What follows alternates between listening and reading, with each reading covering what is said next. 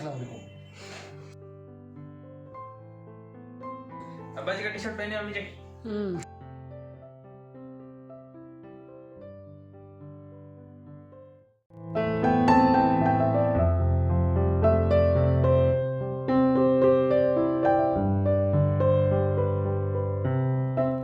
अस्सलाम वालेकुम। I hope सब ठीक होंगे। यूसुफ देखिए बिस्किट लेकर बैठा है और दूध फटाके की तरह फूट रहा है बोलकर प्लेट रख कर गई थी तो वो उबल गया।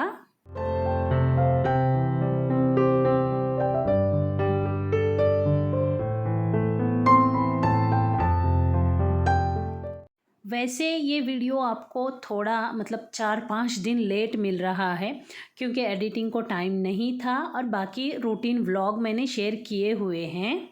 ये जो दीवार के पीछे हाथ खींच रही हूँ ना मैं, ये मेरा फ्रोज़न शोल्डर है। शोल्डर के पास हाथ उठाने को नहीं आता, बहुत दर्द करता है ना वो वाला। तो उसको इस तरह से करने से काफ़ी रिलीफ रहता है दिन भर। हर टाइप की एक्सरसाइज 50 से 100 करती हूँ मैं। ये देखिए ये 20 या 30 ही करती हूँ। और हाथ के भी 50 से 100 का टारगेट होता है। अगर ज़्यादा दर्द करा तो बीच में रुक जाती हूँ, उल्टा हाथ पूरा अच्छे से घुमाती हूँ, सीधा हाथ बीच में रुकना पड़ता है क्योंकि बहुत दर्द करता है। और ये सब कुछ मैं योगा मैट बिछाकर करती हूँ और जो रनिंग करे जैसा करी ना, काउंट करते हुए 200-300 तक करती हूँ।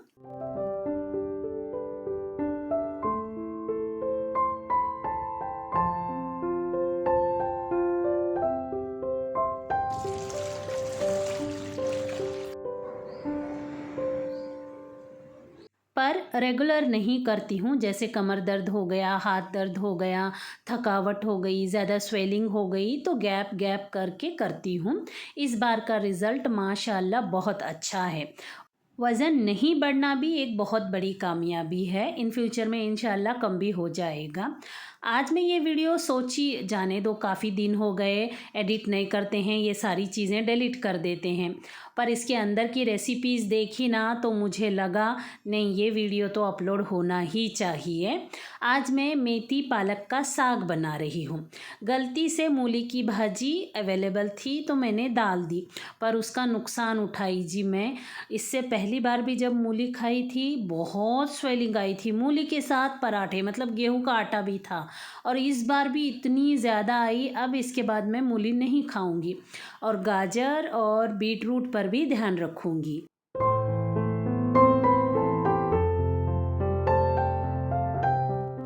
क्योंकि अभी तक मैंने ध्यान नहीं दिया था गाजर और बीट रूट से मुझे स्वेलिंग आती है क्या, पर मूली से जिस कदर आई है ना 3 बार खाने से, इसके बाद घर में अब मूली नहीं आएगी। वैसे भी मूली सिर्फ मेरे लिए आती थी। पालक मेथी सेम क्वांटिटी में लेकर मैंने उसको बारीक कट करके धो लिया है।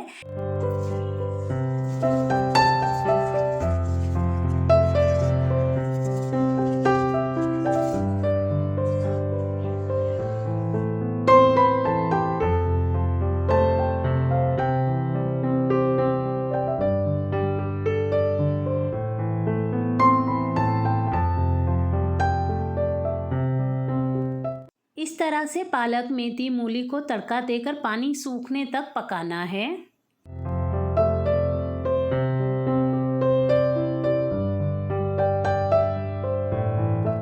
और उसमें मैंने नमक भी डाला है और इधर प्याज और मूली का सलाद भी बना रही हूँ। ये सलाद की वजह से भी मुझे थोड़ी ज़्यादा स्वेलिंग आई है शायद। अस्तगफिरुल्लाह, पर खाने में बहुत टेस्टी लगा जी। इस तरह से जो भी लोग थायराइड वाले हैं, जिनको स्वेलिंग की प्रॉब्लम है ना, इस तरह से अपने खाने पर ध्यान रखें। मतलब जो भी चीज़ हमको स्वेलिंग करा रही है या तो फिर थोड़ी सी एलर्जी, गले में खराश हो रही है, वो सारी चीज़ें छोड़ना ही बेहतर रहेगा। मैंने सोचा मेरी एलर्जी की टेस्ट करा लूँ सारे फूड की। उसके पैसे बहुत थे जी, 17,000 रुपये बोले। मैंने पादरी साहब को बताया नहीं। पादरी साहब बोलते थे हाँ नागपुर में है, करवा लो रानी, करवा लो रानी, बाद में महीना 2 महीने बजट कवर करेंगे बोलते हैं बोल के। पर मैंने नहीं करवाया जी। मतलब कितना करके करवाएंगे और क्या क्या खाएंगे और क्या क्या छोड़ेंगे। बस इस तरह से अब जो मूली मुझे बहुत तकलीफ़ दी है ना, इसको तो छोड़ दूँगी। प्याज का जो सैलेड बनाया ना, एक प्याज, थोड़ी सी मूली, खीरा चिली, चिली फ्लेक्स, नहीं एक हरी मिर्च, चिली फ्लेक्स भी डाल सकते हैं, थोड़ा सा चाट मसाला, ज़ीरा मसाला, नमक डालकर आधा नींबू डाल दिया था, नींबू ज़रूरी है।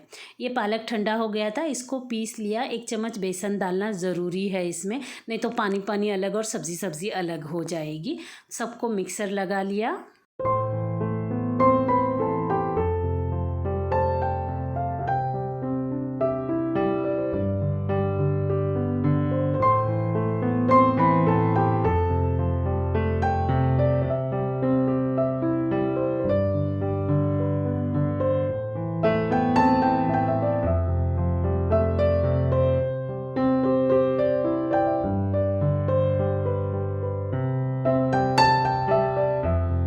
बस इसे अब पानी सूखने तक पकाना है। सुपर टेस्टी बनी थी।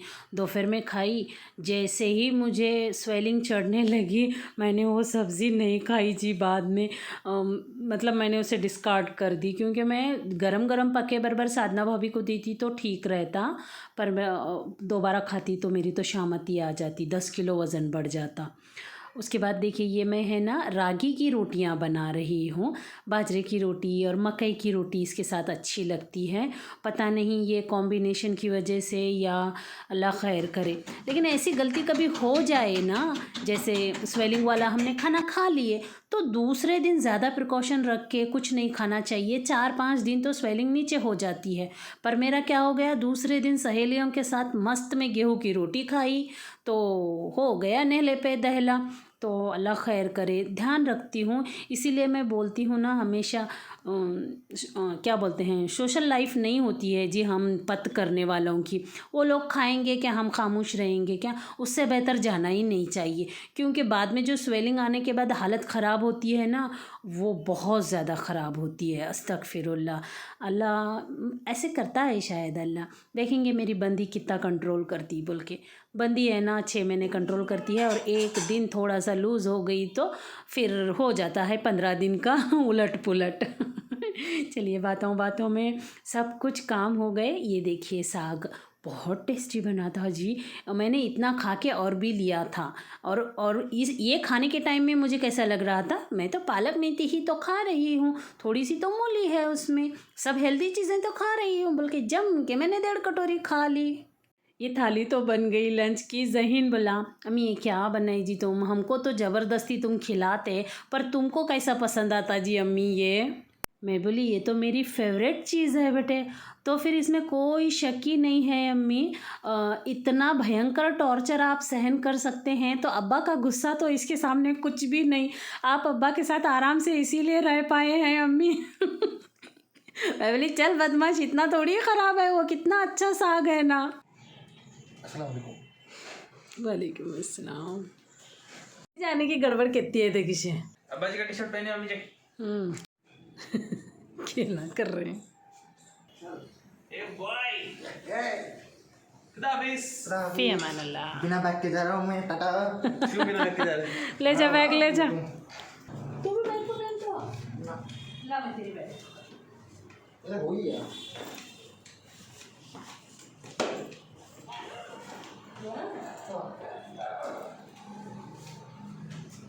तो इसे छोड़ने जा रहे हैं? नहीं, दूसरा साइकिल पर जा रहा था। चल तेरी बैटरी को लगाने देर होता है, चल।